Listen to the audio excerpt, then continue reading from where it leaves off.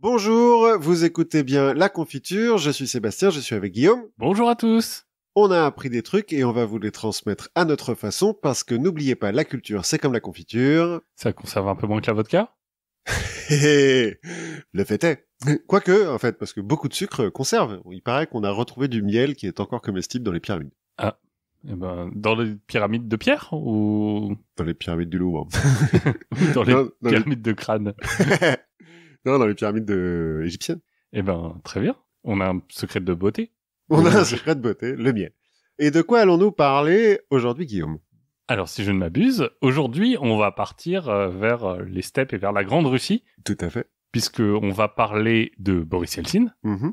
Et ensuite, on se déplacera un tout petit peu vers le nord. Enfin, on ne sait pas à l'époque si c'est encore la Russie ou pas, mais on ira en Finlande et on fera un peu de ski de fond. On va pas parler de premiers ministres qui dansent et... Non, ça va être un autre type de bamboche, je pense. Et donc, c'est moi qui commence en te parlant, comme tu l'as dit, de Boris Yeltsin. Exactement. Le grand russe. Donc, on a fait une longue pause pendant l'été. Puis l'intersaison, le entre printemps, la saison 1 et la saison 2. et la saison 2. Mais on n'a pas chômé complètement pendant cette pause. En fait, j'avais commencé moi mes recherches il y a longtemps parce que je voulais parler d'un sujet d'actualité pour changer un petit peu. Donc j'ai commencé. Et puis bon, c'était le Covid. Je voulais parler d'un sujet d'actualité. Non, mais j'ai commencé mes recherches en mai, donc en mai dernier, à l'occasion d'un petit événement dont nos auditeurs auront forcément un peu entendu parler, même si le fait est que c'est moins important dans l'histoire du monde que le retour au gouvernement de Marlène Schiappa. Mais voilà, forcément. Voilà, tu me dis ça et j'ai envie de crier Vive la France avec un petit cri sur aigu. En éjaculant. Donc ça, vous avez forcément, ça a une petite manchette quelque part dans un journal. Vous savez peut-être que l'Ukraine a été envahie par la Russie. Et pendant un moment, j'ai eu peur d'être un peu pris de vitesse, que la guerre s'arrête trop vite. Sauf que, en fait, non. Merci. Ils s'enlisent, merci pour nous. Donc on reste dans l'actualité. Alors ça s'enlise, on va pas... Non, on sait pas trop, en fait. On entend beaucoup parler si, à ce que cet épisode sorte, peut-être que, ça sera désenlisé. Est-ce un rapport avec la nature un petit peu rebelle de l'Ukrainien moyen? On vous renvoie à Nestor Makhno et à Olga de Kiev. Mais bon, bref, en fait, comme tu me connais, moi, ce que j'aime bien, c'est faire du contexte, plutôt que de parler de ce qui se passe maintenant. On va revenir un petit peu avant. On va revenir un petit peu avant, et donc parler de Boris Yeltsin. On a de la chance, on a déjà parlé des grandes famines un petit peu. On a déjà parlé de Staline il y a longtemps. Donc Boris Yeltsin, un héros de la démocratie, fossoyeur de l'URSS, un dirigeant russe comme on les aime, hein, sympa, toujours un peu bourré, cool quoi.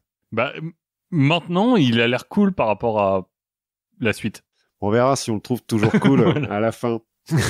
Alors bon, oui, c'est sûr que par rapport au nouveau, maintenant, c'est toujours un peu plus cool, mais toujours est-il, c'était un bon sujet pour quitter la morosité ambiante et retourner dans cette époque bénie qui était les années 90. Ouais, on va mettre de la dance. On va regarder le Club de Dorothée et se souvenir avec émotion de Jacques Chirac.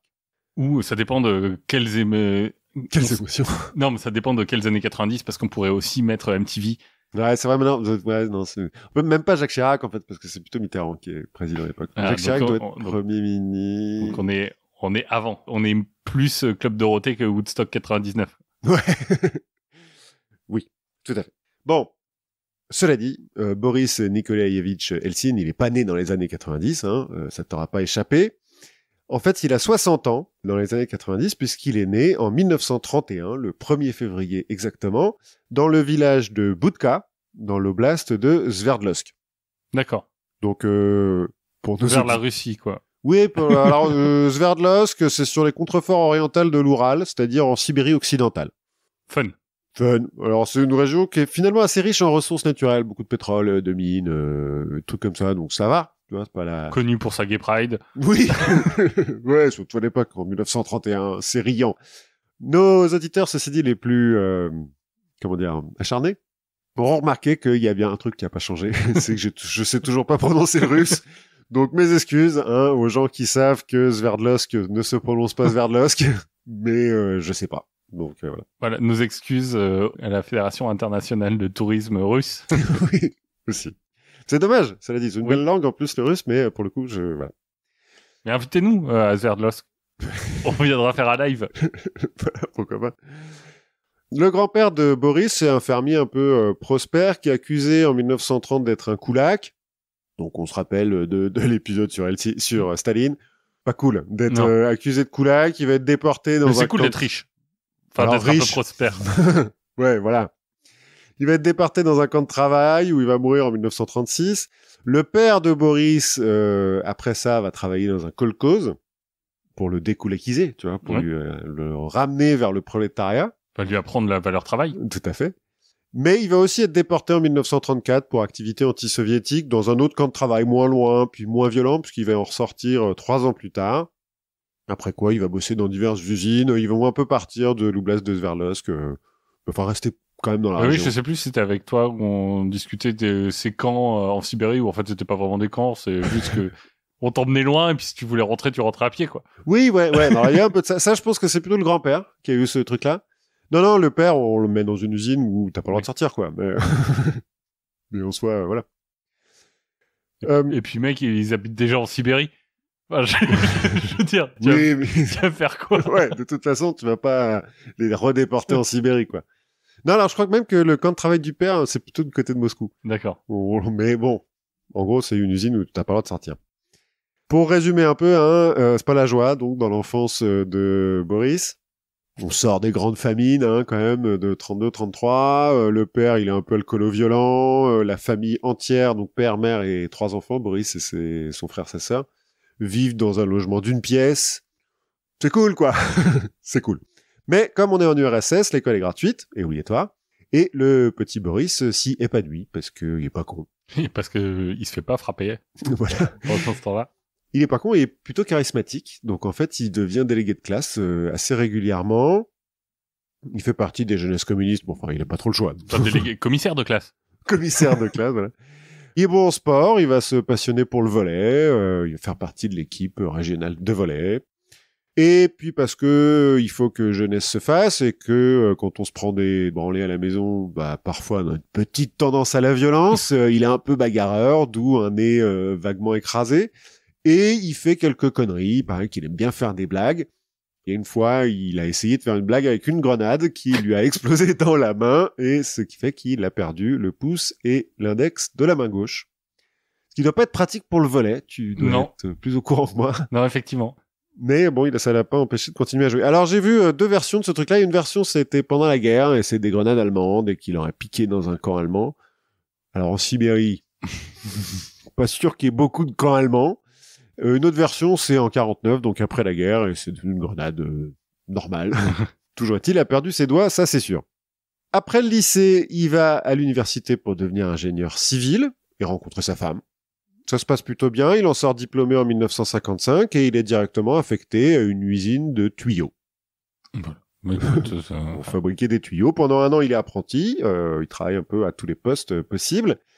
Et au bout d'1 an, il est nommé contremaître. Et il s'attaque au vol et au manque de motivation générale des ouvriers. Ce qui est... Alors, ouvriers qui sont parfois des prisonniers, en fait. Oui, bah... Évidemment, sont pas très motivés pour fabriquer... C'est l'aliénation du travail. C'est ça. Ils sont pas très motivés pour fabriquer des tuyaux. Et donc, il va lutter contre ça à grands coups d'amende et de retenue sur salaire. Ce qui le rend pas ultra populaire auprès des membres du prolétariat. Mais si ça marche... En revanche, dans sa hiérarchie, ça le rend assez populaire. Il va monter en grade assez vite. En 1960, il est déjà ingénieur en chef dans une autre usine. Enfin bon, dans une usine toujours. Pour continuer à faire évoluer sa carrière, comme est toujours en URSS, quand même, à un moment donné, il faut prendre la carte du parti. Sinon, ça marche pas. Donc, c'est ce qu'il va faire en mars 1960. Dans son autobiographie, il dira que son engagement était sincère et qu'il y croyait à l'utopie socialiste. Et plus tard, dans une interview, il dira qu'il a fait ça que c'était purement intéressé pour monter en grade. On sait pas, en fait, si c'est l'un ou si c'est l'autre, ou si c'est un peu des deux. Ça dépend qui demande. Oui, voilà. Moi, je pense que c'est un peu des deux, parce qu'en fait, effectivement, il progresse dans sa carrière, mais pour progresser dans sa carrière, surtout quand t'es au Parti communiste, à un moment donné, il faut quand même prouver que t'es communiste, quoi. Tu crois un peu, quoi. Et assez vite, il va devenir directeur de la construction des logements publics pour l'oblast de Sverdlovsk en 1963. Donc tu vois, 3 ans plus tard. Et en 1968, membre de la direction régionale du département de la construction, donc de l'oblast, machin, avec l'aide et directement sous les ordres du premier secrétaire du parti de l'oblast. D'accord. Parce que, bon, le parti communiste, c'est compliqué. Mais en gros, chaque ville a un parti avec un premier secrétaire. L'oblast, c'est le département, quoi. Oui, ou ouais, la région, c'est un peu plus grand que... On est en Russie. De toute façon, tout est un peu grand. Et donc, ouais, on imagine qu'il faut un peu y croire quand même pour réussir à convaincre le premier secrétaire que tu travailles bien, ou être complètement sociopathe et arriver à mentir. Ouais, ou avoir les bons... Ou alors le premier secrétaire, il est comme toi. C'est aussi possible. ouais, avoir les bons arguments de langage. Enfin, oui, les buzzwords qui vont bien. Ouais. Cela dit, il peut y avoir des raisons d'y croire, parce qu'à chaque fois qu'il a une promotion, on lui attribue un appartement plus grand. Donc là, il vit bien, puis il a commencé à avoir des filles, il y a 2 ou 3 filles, et puis des privilèges, donc ça va, c'est cool. En 1976, le premier secrétaire du parti de l'Oblast, là, dont j'ai parlé, est appelé à Moscou pour prendre un petit peu plus de responsabilités, et il recommande Eltsine pour lui succéder à l'organisme supérieur du parti. Ah oui, enfin, pour qu'il soit élu par le peuple. Démocratique. Premier secrétaire du parti de l'Oblast. Eltsine, avant d'être autorisé à poser sa candidature pour être élu contre personne, va être interviewé par Brejnev en personne, qui va être suffisamment impressionné pour accepter. Et donc, Yeltsin est élu à l'unanimité. On voit des mecs qui ont le droit de voter. C'est le genre de truc où j'imagine que ça doit être assez impressionnant aussi pour Eltsine, hein, l'interview de Brejnev où tu te dis « Oh, si je dis une connerie, bah... » Oui, si je dis une connerie, goulag. Enfin, goulag. J'y suis déjà, mais... Oui, mais du mauvais côté. Mais je vais aller du mauvais côté. En tant que premier secrétaire de l'Oblast, il va s'atteler à améliorer le niveau de vie des habitants de la région, quand même. Surtout en construisant des trucs, hein, parce que finalement, ça reste un ingénieur. Mais bon, il va construire des logements, des stades, des machins. Et il va aussi s'occuper de la destruction de la villa Ipatiev, où Nicolas II et sa famille ont eu un accident de fusil en 18, pardon. Et gérer la répression contre les ennemis du régime. Parce que c'est aussi ce que doit faire le premier secrétaire. C'est Ekaterinbourg? Non. La villa Ipatiev? Oui, ça doit être dans le coin. Ekaterinbourg, c'est dans cette oblast-là. Et encore une fois, son travail doit plaire à sa hiérarchie, puisque en 1978, on lui donne le grade de colonel de l'armée. C'est mieux pour réprimer. Oui. Et il est élu au Soviet suprême. Oh. Il commence à grimper les échelons. Il commence à peser un peu dans le game. Et en 1981, il est élu au comité central. D'accord. Lui-même issu du Soviet suprême. Après avoir reçu l'ordre de Lénine, tu vois, enfin genre, il a commencé à avoir des médailles et tout, genre ça se passe bien, quoi. Mais il semblerait arrivé à cet échelon, donc en 1981, au comité central, il se met à douter un petit peu de l'efficacité du modèle soviétique et à imaginer des réformes avec les futurs collaborateurs d'un certain Mikhail Gorbatchev. Alors au début, ils gardent ça pour eux, les mecs, parce que bon, Eltsine et ses potes en se disant, ouais, Brejnev, ouais, on est quand même bien, on a un grand appartement, le goulag c'est un peu chiant. Voilà. Mais quand Gorbatchev est nommé secrétaire général du parti en 1985, d'abord, il appelle Eltsine à Moscou parce qu'il a besoin de 100 jeunes. Bon, ils ont le même âge, hein. Mais ils sont plus jeunes que Andropov, Brejnev et la gérontocratie d'avant. C'est ça, de gens qui n'ont pas fait la Seconde Guerre mondiale. C'est ça. Donc il l'amène à Moscou et il le nomme secrétaire du comité central pour le département de la construction, c'est-à-dire ministre des travaux publics. En gros. Ouais. Donc il monte en grade, hein. Et en décembre de la même année, il est nommé premier secrétaire du parti de Moscou et il entre au Politburo en février 1986. Donc là, tu peux pas vraiment aller plus haut, quoi. Ou président, quoi. Après, tu peux prendre la place de Gorbatchev. Bah, ce qui plus ou moins se passer, mais ne sautons pas les étapes. C'est une ascension sans accroc, en fait. Ah ouais, non, là, tout s'est bien passé. Il a 55 ans, comme Gorbatchev, donc il fait partie des genoux, hein, quand même, dans le Politburo. Parce qu'il reste des vieux, hein. Les vieux sont pas trop pour les réformes de Gorbatchev, mais lui, il est vachement pour, et c'est pour ça qu'on l'a fait venir. Mais comme tous les adolescents un peu rebelles, hein, comme tous les jeunes, bon, bah, il lui arrive un petit peu de mettre des coups de pied dans la fourmilière. Il veut aller plus vite que la musique. Voilà. Au sein du parti communiste à Moscou, il y a les coups des franches puisque c'est le chef. C'est le chef, le premier secrétaire. Donc il remplace quand même pas mal d'apparatchiks par des plus jeunes, 2 tiers. par des mecs qui y croient à la perestroïka, qui veulent faire des vraies réformes, pas garder leurs grands appartements. Enfin, bon, s'ils peuvent garder les grands appartements. Cela dit, je te rassure, hein, quand un apparatchik est viré, enfin, on le promeut à quelque chose d'autre, quoi. Oui. Un truc où il a un titre ronflant, puis il fait rien. À la monnaie, quoi. Ouais, c'est ça. En revanche, au sein du Politburo, quand il essaye de ruer dans les brancards, bah, ça passe un petit peu moins bien. Et il trouve que ça avance pas très très vite. Et donc, en suivant l'exemple... comment dire en suivant l'exemple de Jean-Pierre Chevènement, il démissionne. Un ministre. Ça ferme sa gueule ou ça démissionne. Et en l'occurrence, Eltsine, il veut pas fermer sa gueule. Donc il envoie sa lettre de démission à Gorbatchev en septembre 87. C'est la première fois de l'histoire de l'Union soviétique qu'un mec démissionne volontairement du Politburo. Ah oui. Je dis bien volontairement. Oui. Il y en a un certain nombre qui ont démissionné, mais il n'a pas trop le choix. Lui, c'est de son choix. Dans sa lettre de démission, il dit, gars, ça avance pas assez vite. Moi, je perds mon temps, là, donc c'est mort, je démissionne. Gorbatchev, il est tellement surpris qu'il dit non. Il refuse la démission, fait, bah non. Ça se passe pas comme ça, t'as cru quoi? Oh, j'ai besoin de toi, tu restes et tu fais pas chier, tu bosses. En octobre 87, donc un mois plus tard, lors d'une réunion du comité central, donc le comité central, c'est en dessous du Politburo, donc il y a plus de monde, Eltsine demande la parole et accuse publiquement les apparatchiks conservateurs, donc les vieux, et notamment le numéro 2 du parti, donc le mec qui est juste en dessous de Gorbatchev, d'être des gros pourris. Corrompu jusqu'à la moelle, enfin bon, il y va... Oui, il met les pieds dans le plat. Quoi. Il met les pieds dans le plat, et boum... Ah ouais, tu veux pas que je démissionne. Drop mic, voilà, c'est tout ce que j'avais à dire. Tollé, hein, forcément, on l'accuse de tous les noms. Même Gorbatchev est obligé de le lâcher, parce que, voilà, ça se fait pas, donc on lui fait un procès en anticommuniste. Et finalement, il est un peu démissionné d'office du Politburo. Il aura obtenu ce qu'il voulait. Et il est rétrogradé comme vice-ministre de la construction. Ça va. Bon, il semblerait qu'il manque un peu de personnel à l'époque. Dans la construction. Ou qu'ils ont appris de leur erreur, et qu'ils ont compris que quand on voyait tout le monde au goulag, au bout d'un moment, ça marche plus. Donc, voilà.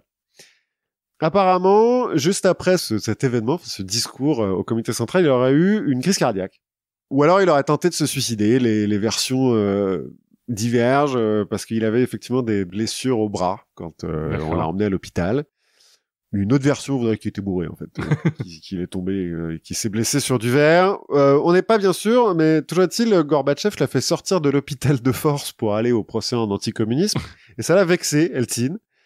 Au point qu'il, là, il se déteste. Gorbatchev, se déteste. Eltsine déteste Gorbatchev à cause de ça. Gorbatchev est juste là, genre, mec, non, je t'ai fait venir pour que t'aides, pas pour que tu fasses chier tout le monde. Je dis que c'est l'histoire des trucs bourrés, là, on en a rajouté sur Eltsine, ses ennemis en ont rajouté, mais c'est pas complètement, il y a eu des fois où c'était vrai. Notamment aux États-Unis quand il est invité, à Washington et où on le retrouve en caleçon dans la rue, complètement raide parce qu'il cherche la bibliothèque. En 1989, il va tomber d'un pont.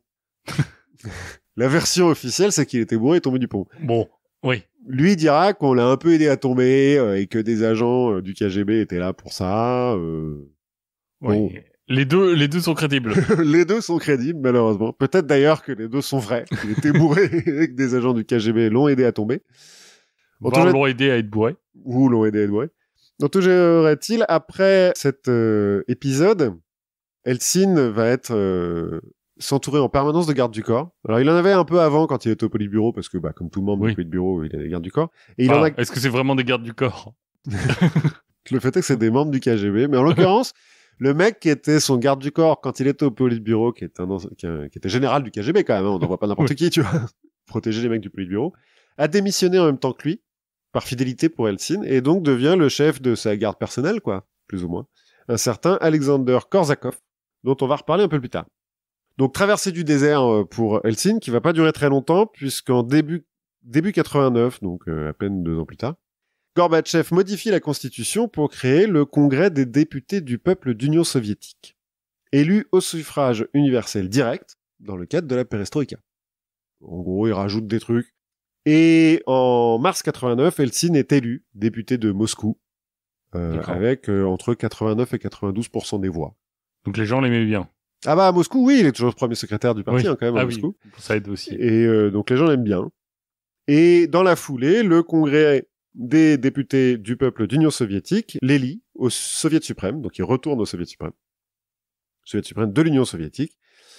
Et il est peut-être un petit peu là temps de préciser le fonctionnement administratif de l'Union soviétique. Alors, d'après ce que j'ai compris, parce que c'est compliqué, le Soviet suprême, c'est une assemblée bicamérale composée du Soviet de l'Union, donc une assemblée des représentants de chacun des oblasts et des républiques, machin, et du Soviet des nationalités, qui sont des représentants de chacune des ethnies, plus ou moins indépendamment de où elles sont dans le truc. Ces mecs-là, là, les types du Soviet de l'Union et du Soviet des nationalités sont élus au suffrage universel direct, à partir du moment où leurs candidats font partie du parti et sont validés par la hiérarchie. Hein. Bon. Oui. Mais ils sont quand même élus et le Soviet suprême a le pouvoir de voter des lois. Et il élit aussi le Présidium, qui est une autre instance au-dessus. Donc pour faire partie du Présidium, il faut faire partie du Soviet suprême. Le Présidium détient le pouvoir exécutif. C'est un peu le Conseil des ministres, en fait. Oui, c'est un peu un truc législatif, enfin comme on aura en Allemagne, quoi. Alors c'est compliqué, parce que le pouvoir législatif, officiellement, c'est le Soviet suprême qui l'a. Sauf qu'en fait, les lois qui votent sont toutes envoyées par le Présidium. Ils n'ont pas le droit de proposer leur propre loi. D'accord. Enfin, ils l'ont, mais ils le font pas, parce que parce qu'on les surveille quand même. Mais le Présidium lui-même partage le pouvoir exécutif avec le comité central du parti, qui est élu par le congrès du parti. Élu, avec des guillemets. Oui, bah toujours est-il. Bah, alors, le congrès du parti, c'est tous les membres du parti. Donc de toute façon, déjà les mecs qui sont membres du parti, et effectivement, pour se présenter, là, pour le coup, tu peux pas te présenter comme ça, quoi. Enfin, tu peux, mais tu meurs après. Donc, le comité central et le présidium partagent le pouvoir exécutif et c'est eux qui proposent les lois, en fait, que le Soviet suprême vote. Sauf que le présidium élit aussi le politburo. Enfin, on lui fait élire le politburo. Enfin, le politburo dit au présidium, élisez-moi. Le présidium dit oui, d'accord. Et c'est le politburo qui dit au présidium quelle loi il faut écrire pour que le Soviet suprême vienne les voter ensuite. Voilà, donc c'est le politburo qui est un peu au-dessus de tout. En fait, c'est le politburo qui a tous les pouvoirs. Et donc, à partir de 1989, Gorbatchev, il va rajouter à ça le congrès des députés du peuple d'Union soviétique qui élit le Soviet suprême. D'accord. On rajoute une autre chambre en dessous. En dessous, ouais. Et qui va voter, ce congrès aussi, les lois décidées aux échelons supérieurs. Donc, toutes les lois doivent être approuvées à chacun de ces échelons. D'accord. C'est pratique. C'est pratique, c'est simple. Et pour rendre encore ça un peu plus simple, en 89, on va aussi créer un congrès des députés du peuple et un soviet suprême pour toutes les républiques qui font partie de l'Union des républiques socialistes soviétiques. D'accord. Ce qui fait que donc on était resté à Helsinki qui vient de se faire élire au congrès des députés du peuple d'Union soviétique. Pas de Russie. D'Union soviétique. Donc ça c'est en 89. En mars 90, il se fait élire au congrès des députés du peuple de la République socialiste de la Fédération soviétique de Russie, donc de Russie, pour l'oblast de Sverdlovsk. Donc l'endroit où il est né, plus Moscou. Mais il est quand même élu avec 72% des voix. Bon. Parce qu'il est toujours très populaire. Et au sein de ce congrès... Donc il est élu plusieurs fois dans plusieurs... Oui, à plusieurs échelons. Mais au sein du congrès des députés du peuple de Russie, il va être élu au Soviet suprême de Russie. Alors, en termes de cumul des mandats, c'est une horreur. Ouais. Entre-temps, Gorbatchev, lui, s'est fait élire président de l'URSS, nouveau poste qu'il a créé. Pour lui. Pour lui-même. Par le Soviet suprême de l'URSS. Et au Soviet suprême de Russie, Helsinki se fait élire président du Soviet suprême de Russie. Donc un peu président de Russie. Alors, pas encore tout à fait, mais oui, en pratique. Mais pour l'instant, il est président du Soviet suprême de Russie. Et donc, on a un peu une bataille des présidents là qui se met en place. Ah oui. L'historiographie va l'appeler la guerre des lois. Parce que c'est ça, c'est que les mecs, ils vont donner des lois en disant non, mais c'est moi qui ai le droit. Mais non, mais c'est moi. Parce que le Soviet suprême du RSS, il va voter des lois qui sont valables pour toute l'URSS. Mais le Soviet suprême de Russie, il va voter des lois qui sont valables pour toute la Russie. Mais ensuite, qui est-ce qui les applique? Qui les fait appliquer? Oui, c'est un peu ce qu'on voit aux États-Unis. Oui, un peu, ouais, en ce moment. Et donc, en gros, de mai 90, parce que Boris Eltsine, va démissionner du Soviet suprême du RSS pour se concentrer sur la Russie. Et donc, en gros, entre mai 90 et... c'est le lendemain de son élection, hein. Dès le lendemain de son élection, il commence à faire des lois en disant non, mais en fait, les lois que nous on fait, elles sont valables, elles sont au-dessus des lois de l'URSS. Du coup, le Soviet suprême de l'URSS dit non, mais alors on va faire une nouvelle loi qui dit que toutes les lois qui disent qu'elles sont supérieures, bah non, en fait, elles le sont pas. Boule protégeante, Voilà. miroir magique. Eltsine, il va rendre sa carte du parti au 28e congrès du Parti communiste en refaisant le coup du drop mic, en accusant tout le monde d'être des pourris. Ils vont quand même réussir de temps en temps se voir pour faire des plans, pour se concilier. Parce que en dessous de ça, t'as toujours la perestroïka, donc ils sont toujours en train d'essayer de mettre un petit peu d'économie de marché dans l'Union soviétique. Alors, et puis t'as toujours les gens qui meurent de faim. aussi, mais bon, ça c'est un autre problème. Donc ils vont faire un plan à un moment donné très soviétique en 500 jours. 100 jours pour préparer, 100 jours pour privatiser, 100 jours pour stabiliser la monnaie, 100 jours pour relancer la demande. Et 100 jours pour profiter à la fin. Et 100 jours pour relancer la croissance. Ça fait 500 jours, c'est rond, c'est bien. Et après on fait 100 jours de vacances. Voilà, c'est ça, c'est très bien. Bon, il y a un Spoiler. Soviet suprême qui vote, l'autre qui vote pas, donc ça sera jamais appliqué. D'accord. Enfin bon. Ça aurait pu marcher sinon. Oui, sûrement. Toujours est-il, en mars 91... Mais en fait, c'est très cabinet de conseil. Hein. Ah oui, grave. Enfin... Surtout que finalement, c'est pas très long, hein, parce que ça commence en mai 90, et la chute de l'URSS, c'est fin 91. Oui. Donc ça dure 1 an et demi. Il y a plein de lois qui sont votées, enfin, au fin fond de la Sibérie, les mecs, ils sont pas au courant, tu vois. Oui, le temps que ça arrive. Ouais, ça change pas, tu vois, pour eux, ce qui se passe. Mais, en mars 91... Eltsine va organiser un référendum en Russie pour créer le poste de président de la Fédération de Russie. Le même jour qu'un référendum organisé par Gorbatchev pour la poursuite ou non de l'Union de l'URSS et une nouvelle constitution, les deux référendums sont adoptés. Parce que en fait, les gens, ils savent plus vraiment trop pourquoi ils votent. Mais on leur a dit qu'il faut voter oui, donc ils votent oui. Voilà, de toute façon.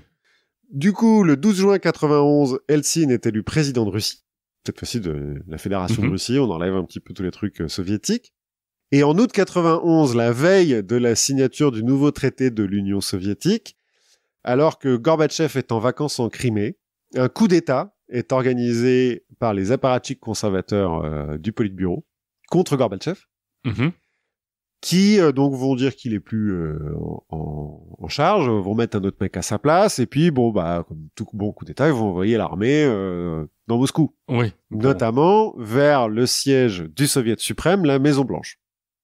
Alors, ils appellent ça la Maison Blanche. En fait, c'est une tour blanche dans laquelle il y a le Congrès, l'Assemblée physiquement quoi.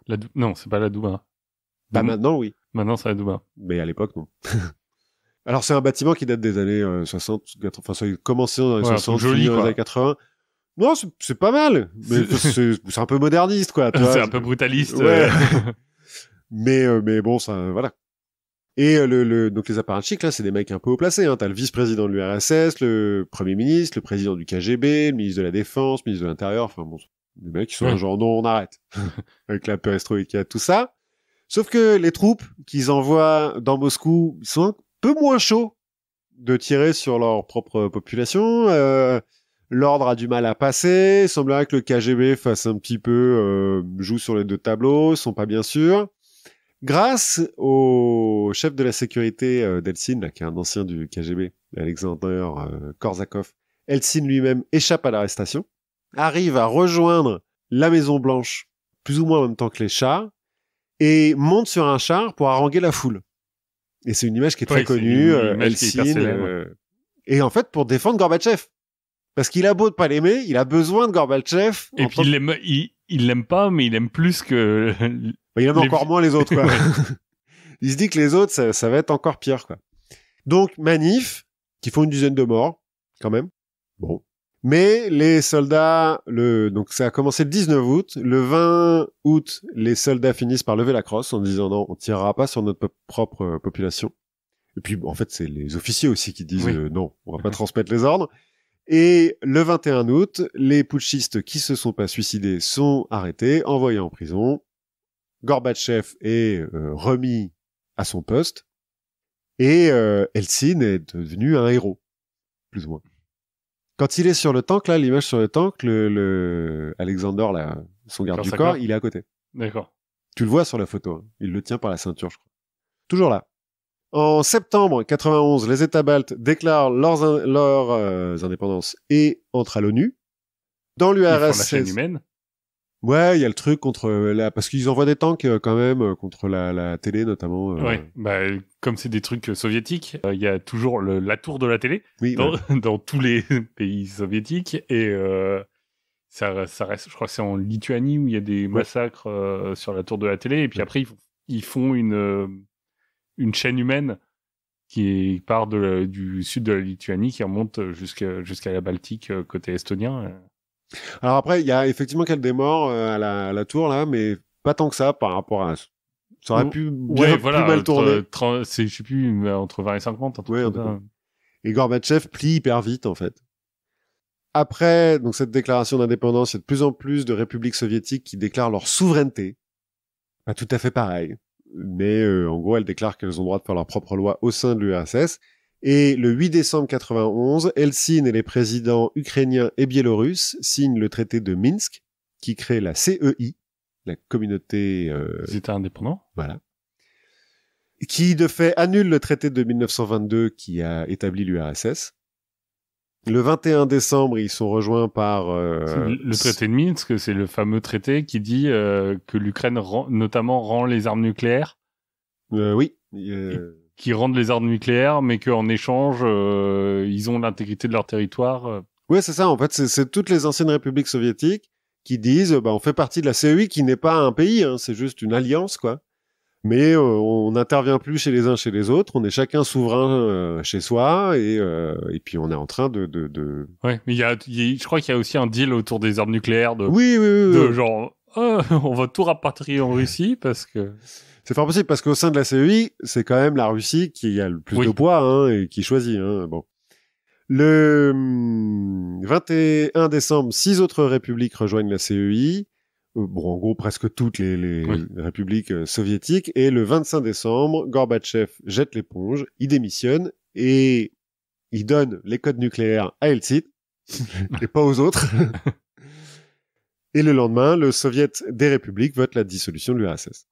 C'est la fin de l'URSS. Helsinki a gagné la bataille des présidents, mais il n'a pas les pleins pouvoirs pour autant. Parce que le problème des révolutions démocratiques, c'est qu'elles viennent avec tout un tas d'échelons démocratiques. Il faut maintenant y a les gens à convaincre. Et puis il se retrouve, Helsinki, avec 2 assemblées sur les bras. Le Soviet suprême de Russie et le Congrès des députés du peuple de Russie, qui ont été élus démocratiquement, dont il faisait partie, et qui sont là, on peut voter les lois donc maintenant. Sauf que lui, il veut que ça aille vite, Helsinki, parce qu'il a eu le temps de réfléchir à ses réformes, tout ça.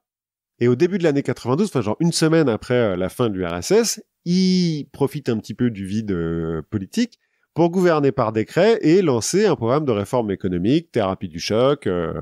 On y va, quoi. On libéralise à grands pas et on espère que la main invisible du marché va pas se tourner les pouces et que ça va pas foutre le bordel. Donc pour libéraliser, il faut d'abord privatiser, hein. On a libéralisé les prix, les échanges internationaux, tout ça. On va mettre en place une politique d'austérité, couper un petit peu dans ce pognon de dingue qu'on file aux pauvres sans qu'ils fassent rien parce que c'est fini la bamboche. Oui. Maintenant, il va falloir travailler, les pauvres. Maintenant, il va falloir produire de l'argent pour... Surtout qu'il y a un peu d'inflation avec tout ça. Oui. 200% d'inflation juste en janvier 92. 2600% sur l'année de 92. 15% de récession. Tranquille. Après, l'inflation, ça profite pas trop. C'est surtout pour les gens qui ont de l'épargne que quand les salaires suivent. Ouais, mais là, ça va tellement vite que en fait, ça suit pas trop, quoi. Mais donc, au même moment, ils lancent les privatisations. Et ils ont peur de la surconcentration de la privatisation. Si juste ils mettent des actions sur le marché, ils se disent, il y a que les riches qui vont les acheter. Oui. Il y en a quand même des riches. Autant créer nos riches à nous, quoi. Non, pas des riches russes, parce qu'en fait, la perestroïka, il y a commencé à avoir des banques privées. Je suis d'accord. Mais donc, ils vont plutôt se dire, on va pas prendre ces riches-là, on va créer des riches à nous. Non. Même pas. Ils ont une idée. Ils vont faire, sur le modèle tchécoslovaque, ils vont faire des privatisations par coupons. Et donc, chaque citoyen va recevoir un carnet de coupons qui lui peut échanger ses coupons contre des actions d'entreprises de son choix, qui sont mis en vente.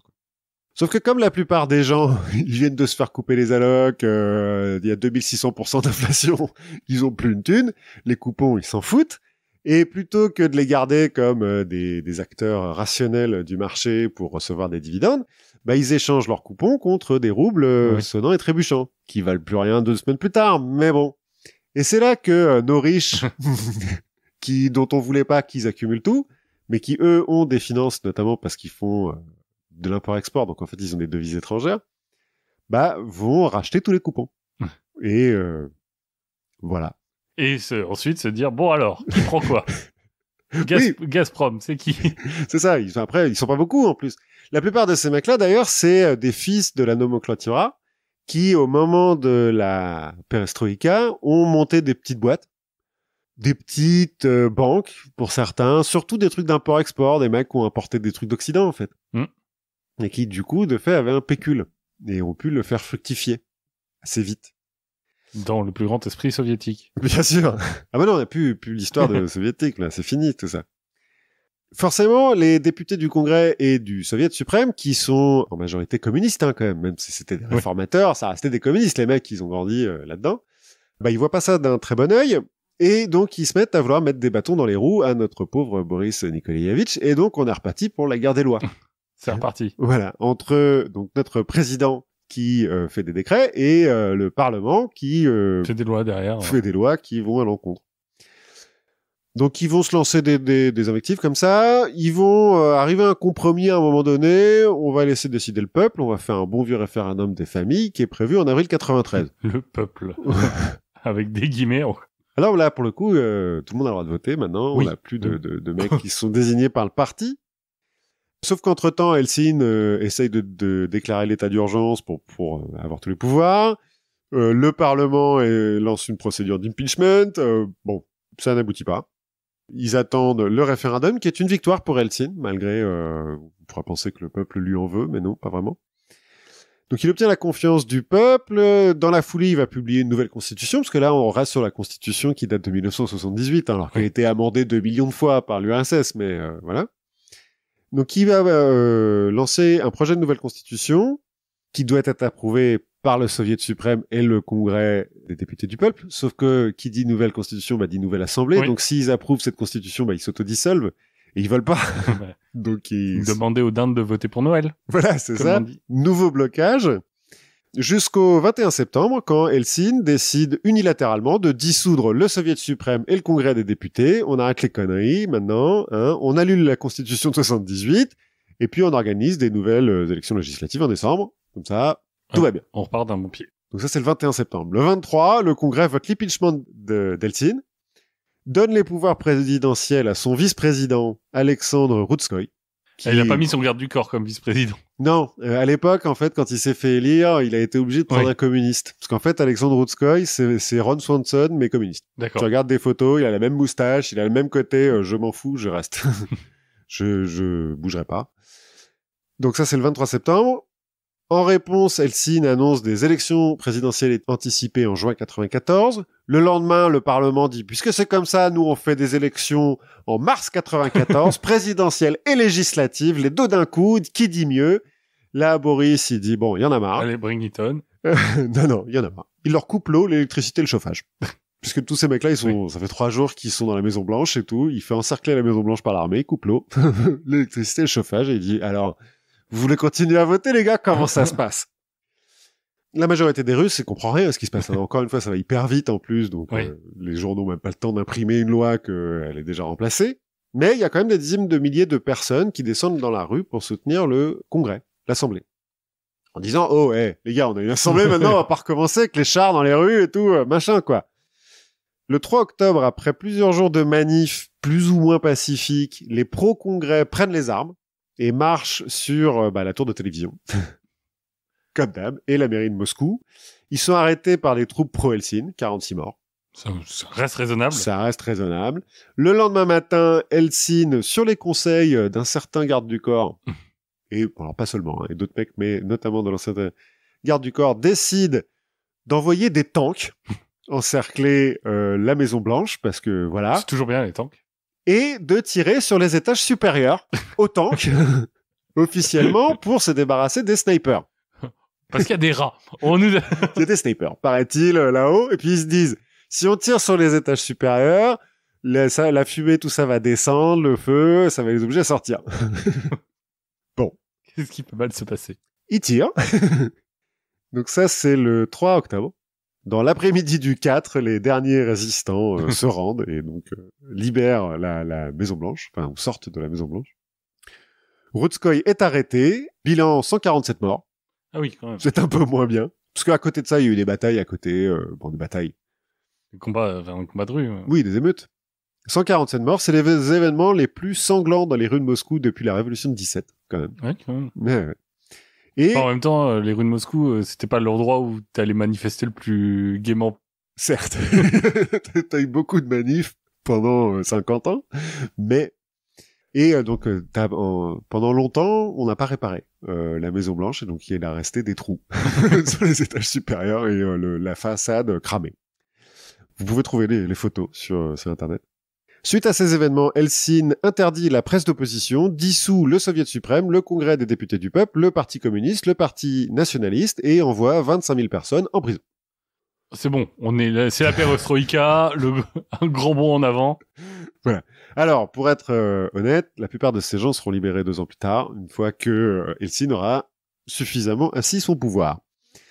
En décembre 93, nouveau référendum pour approuver la constitution rédigée par Helsinki, qui met en place un régime présidentiel, en gros un peu comme la France en fait, un peu comme la Ve République. Et les premiers députés de la Douma d'État, qui remplacent donc le Congrès et le Soviet, sont élus, dont une majorité de communistes, mais Helsinki s'en fout puisqu'il peut faire des 49-3. Enfin, l'équivalent quoi.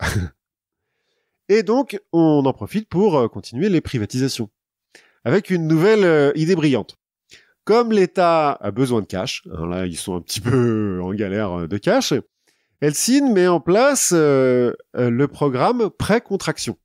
En gros, on propose à des investisseurs privés, des banques ou des particuliers, de prêter de l'argent à l'État en échange d'actions dans les grandes entreprises d'État qui sont en train d'être privatisées. Lesquelles actions devront être rendues quand les prêts seront remboursés. Sauf que pas de bol, les prêts sont jamais remboursés.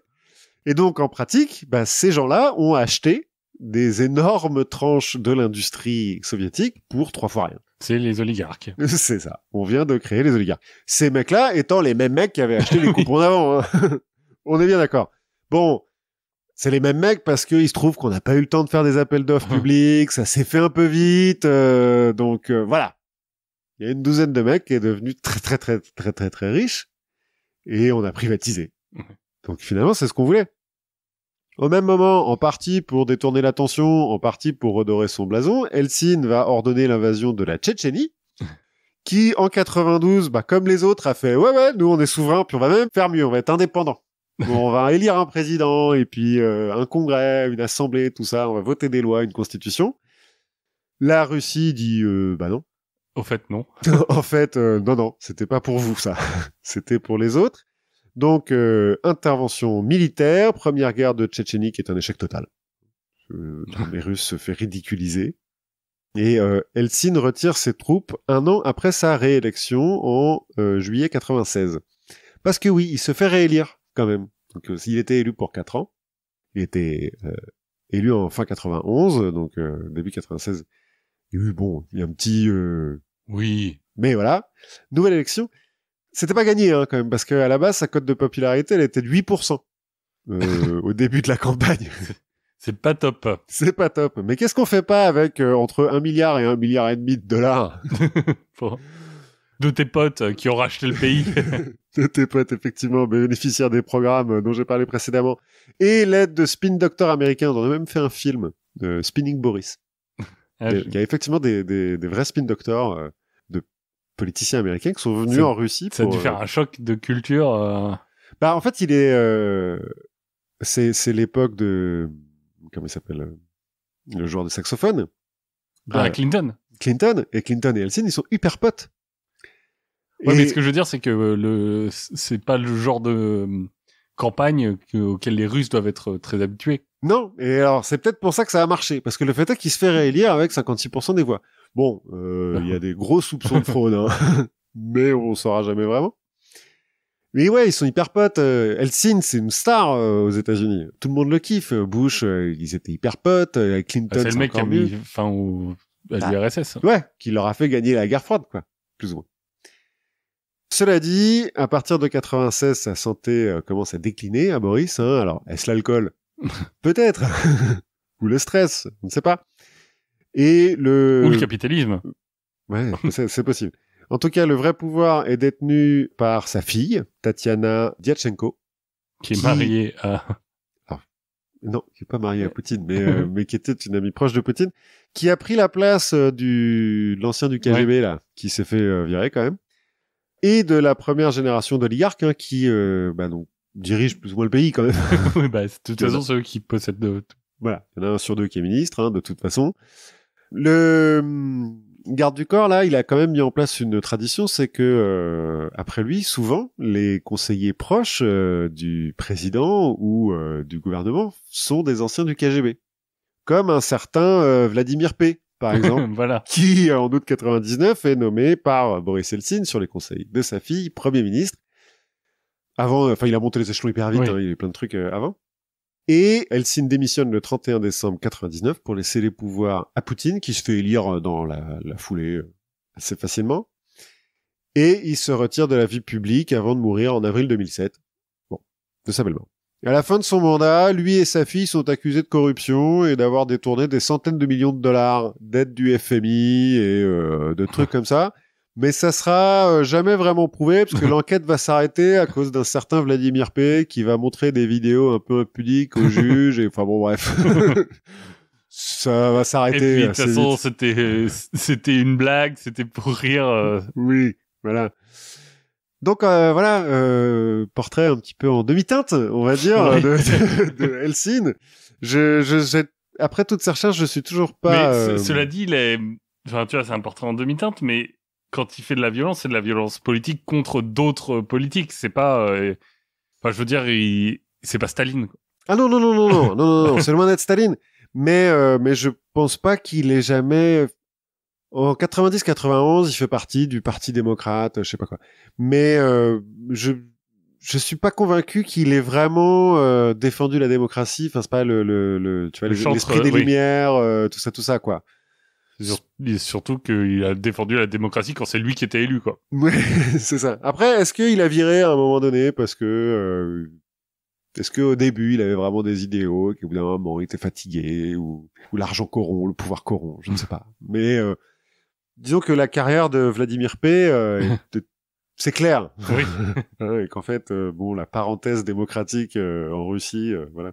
Ils ont eu beaucoup de référendums pendant 3-4 ans. Ouais. Moi, je te propose qu'on se déplace un petit peu à la fois dans l'espace et dans le temps, mais pas tant que ça. Parce que on va faire un petit voyage en Laponie. Si tu veux. Le pays des rennes. Je sais que je serais bien incapable de le placer sur une carte, la Laponie. Bah, c'est le nord. Tu vois là. Tu vois le nord? Bah, c'est au-dessus. En fait, tu vois l'endroit de la Suède, de la Norvège et de la Finlande où il y a rien. Ouais. Bah voilà. Bah, okay. C'est à peu près ça. Donc, le pays des Pères Noël. Hein. Mais ça. En l'occurrence, on parle des étendues finlandaises enneigées.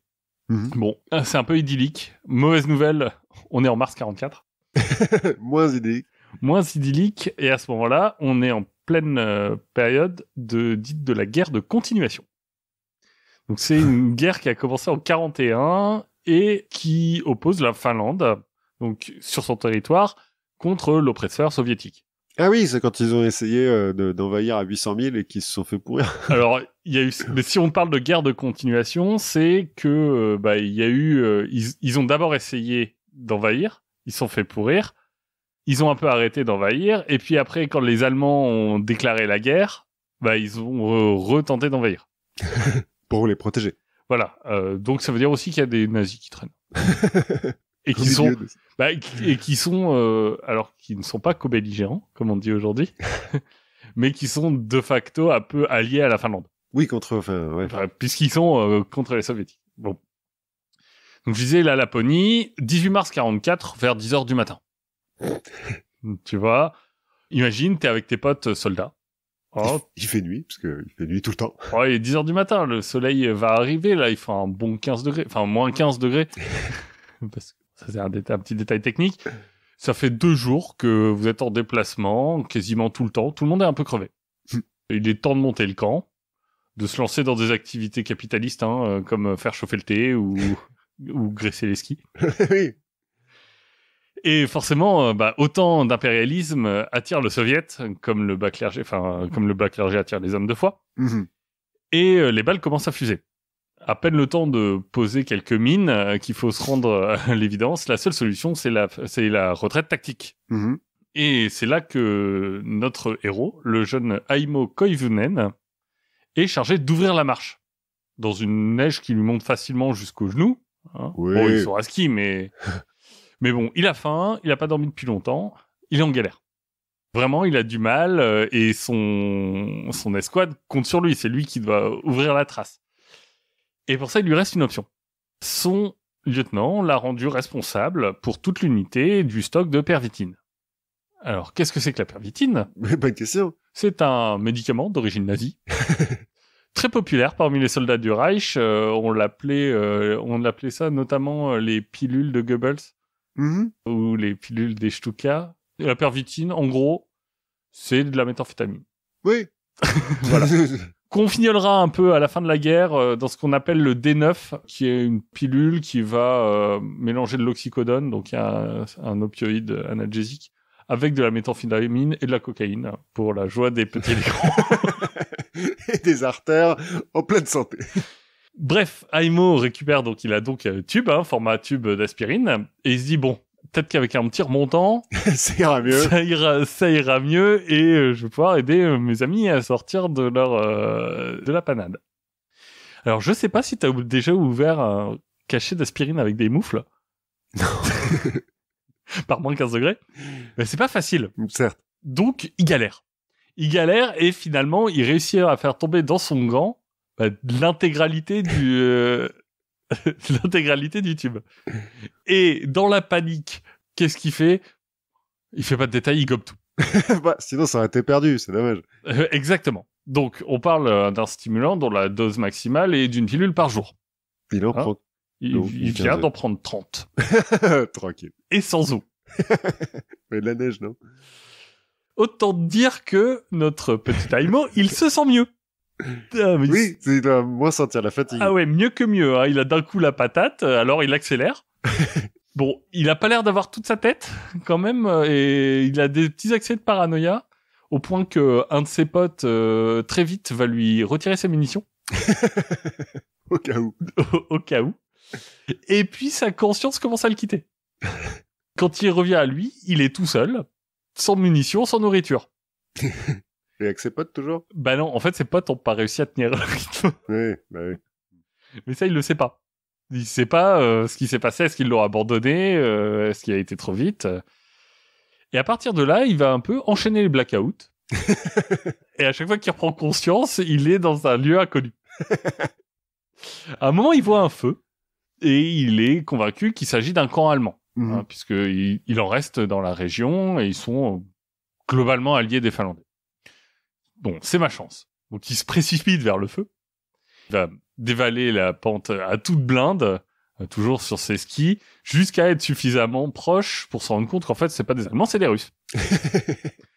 Heureusement pour lui, le temps que les soldats de Staline se remettent de la vision d'un Finlandais complètement défoncé qui bourrine vers eux à toutes jambes, le mec est déjà parti, quoi. Il fait, hop, non. Le jour suivant, il va survivre grâce à un régime d'eau et d'aiguilles de sapin, mais surtout grâce à la drogue. Oui. Il a perdu son sac à dos. Il s'est battu avec un Wolverine, donc un glouton en bon français, qui s'avérera en fait être une branche de conifère. Et il a longtemps discuté avec des vieux amis qu'il a rencontrés sur le chemin. Bien sûr. À un moment, il va trouver une cabane aussi. Et il va décider de se mettre bien. Il fait un feu au milieu de la cabane. Donc il dort à côté et puis il se décale au fur et à mesure que le feu s'étend à la cabane. Heureusement, dans son état, Il a pas besoin de beaucoup de sommeil. le sommeil, c'est pas trop son truc. Et donc, il va pouvoir sortir avant que la cabane ne s'effondre sous l'incendie qu'il a provoqué. Il va passer la nuit à se diriger vers une lumière qu'il a repérée. Il se rendra compte au petit matin que c'est l'étoile du berger. Donc, petit matin, dans sa chance, il va trouver un camp nazi abandonné. Premier pas, il saute sur une mine. Son pied est fracturé de partout. Bon, pas quoi vraiment s'inquiéter. Il est pas mort, c'est déjà ça. Ouais, et puis bon. Oui, c'est une information. C'est une information. Et donc, il va se rapprocher de la fosse qui a été creusée, qui a une trappe. Il l'ouvre. Bam, autre piège. Il se retrouve à 30 mètres de là, avec la poignée dans la main. C'est très cartoon. Ça lui a explosé. Et là, il repère conscience. Il va être découvert quelques jours plus tard par un groupe de soldats finlandais qui vont être étonnés de voir un des leurs, torse nu. Oui, parce qu'avec l'explosion... Clairement ailleurs. Dans le camp, ils lui promettent une expédition. Ils disent, bon, nous, on a un truc à faire, mais on t'envoie des gars. Bouge pas. Aimo, lui, il est pas sûr d'y croire. Il se dit, peut-être que je les ai rêvés. Alors, il se remet en route. Mais finalement, quelques jours plus tard, ils vont tenir parole et une expédition va venir trouver notre ami Aimo, qui aura eu, entre-temps, le loisir de manger une mésange crue. C'est Ozzy Osbourne, un peu. Quand il arrive à l'hôpital, donc ça fait 15 jours Ah, quand même. de pérégrination, son cœur bat à 200 pulsations par minute. Il pèse 43 kilos.